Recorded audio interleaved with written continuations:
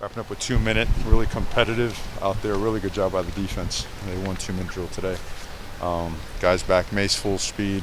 I don't think there's any other update besides the ones that we went over earlier this week. So, but obviously feel free to ask about that. So, open to questions. How is KT looking now that without limitations? Just Look good. Yeah. Look good. Looks normal. So, looking good for Saturday. Injuries are part of the game.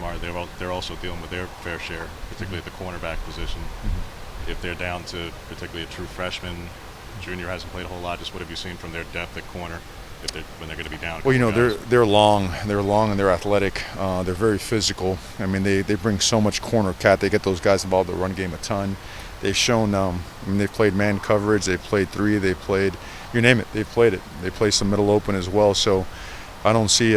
They're so talented that I don't see much of a, if any, of a drop off in any of their players. And they're so physical up front. They do such a great job getting after the quarterback and knocking back the run and creating negative plays. Putting you in 2nd and 9, 2nd and 10 a bunch where, I don't think that it affects them or their game plan.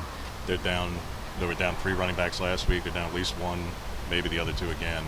I realize you prepare like they're there, but if in game they're out again, just what does that start to do strategically in terms of how you play a team when they could be down to just 1 running back again? You prepare for a team with what they have shown, and you just go from there. I don't think we'll ever speak strategy, in a press conference. Stanford's a team that's known for having a really physical front on both ends.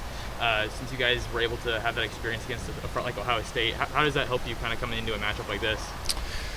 Well, this front's about as good as we have seen. And credit to every team that we've played. We've seen some really good fronts this year. So tremendous amount of respect for them because what they do really, really well, they're gifted. They're very talented. They come out of their hips and they use their hands really well. They strike blockers. And defensive linemen that strike blockers are really difficult to move. So a credit to them. The technique and the fundamentals that they exhibit on a game-by-game basis are really impressive. So our offensive linemen know we have to be at our best. We have to be technically sound and play real physical football to match intensities.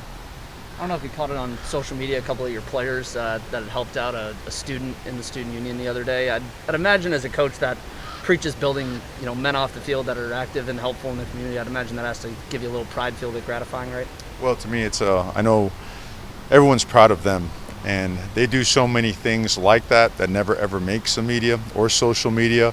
But I'm glad that did because it's a tremendous reflection of them, their values, their principles, how they've been raised. Certainly, shines a good light on the program as well. But those guys are awesome. They're awesome as people. They're awesome as players. And they're all about it. They don't do it to get, a tweet or a post. That's what they are. They are what they are 24/7. So really happy about, their opportunity to help somebody.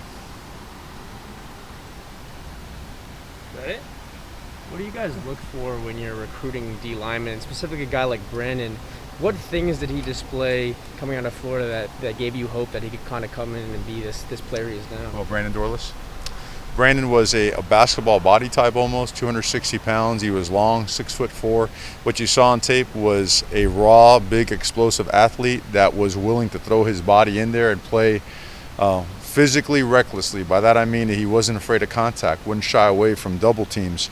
He was slippery. He was very hard to get hands on. He was very disruptive, and he didn't really know what he was doing. He was very new at it. And then got a chance to meet his family, incredible family.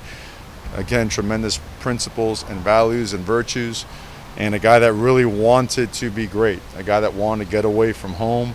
He wanted to push himself to the limit and be challenged, and it's been working out really well. He's just scratching the surface. He's off to a really good year, and the best is yet to come for him. He's obviously had a couple of really big games this year. What have you seen him kind of improve on and progress with as the season's gone on? Well, the first thing he did was change his body. He's now tipping about 290 pounds, more than he was 275, 280. So he's got more explosive power. Now he has I would say more of a complete package where he can play with power and still he's probably more, I would say, elusive, athletic, flexible at this weight than he was when he was a little bit lighter. So that body's developing and developing fast. So you got a guy that really could do it on the edge, could do it inside, could hold a point on a double team, could take on man blocks. But the best part about him is that he's hungry, he's driven, he wants to get better, and like like today was another example. He was one of the guys that really helps drive practice, like Verone McKinley. They drive practice. Noah Sewell, they drive practice. Brandon's one of those guys that really like gets after it during the week.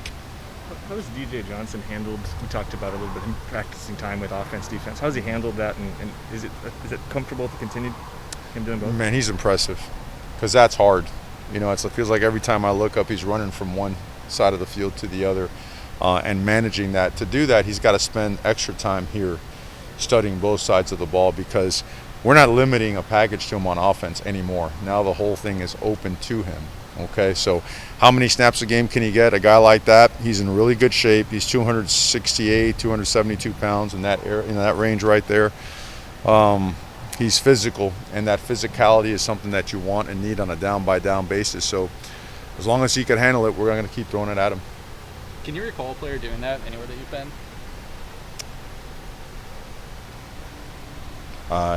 No, I can't. Keon Ware-Hudson's a guy that's been big for you and stuff in the run. What have you seen from him in practice and just his development? I can't speak enough about Keon now because that guy is tough. I'm talking about tough. I'm talking about he gets banged up, and even more than banged up, and he just goes. He's got a relentless motor. He was brought up and raised the right way. Awesome parents. He practices hard. He trains hard. He finds extra time or creates extra time to really dive into improving himself technically, fundamentally. Spends a ton of time watching film, studying. And he's a team player. He's done his time. He's improved tremendously. Now he's an impact guy for us. And he's another guy that we believe is just getting started. We're really proud of him, fired up for him. Like he's one of our frontline guys. He's a guy that you always want to go to battle with. A lot of those D-line guys have described Dorles's leadership style as lead by example, but that can be kind of cliche sometimes. What specific things does he do in practice that you see?